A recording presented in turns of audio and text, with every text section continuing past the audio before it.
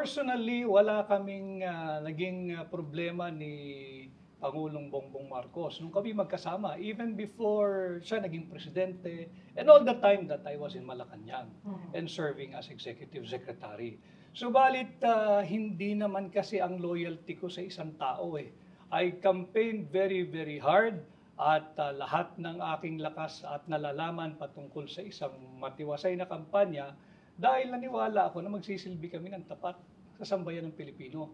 At pagka hindi na yun yung direksyon, ako ang nahihiya, Cheryl, dahil alam naman din ninyong lahat, with all humility, ako nakaharap eh.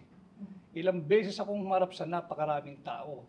Sabi ko sa kanya noon, at ito'y nasa libro ko rin, yung mga alingas-ngas, intrigahan, yung nagmumura sa likod ko, wala namang kaya magmura sa harapan ko eh.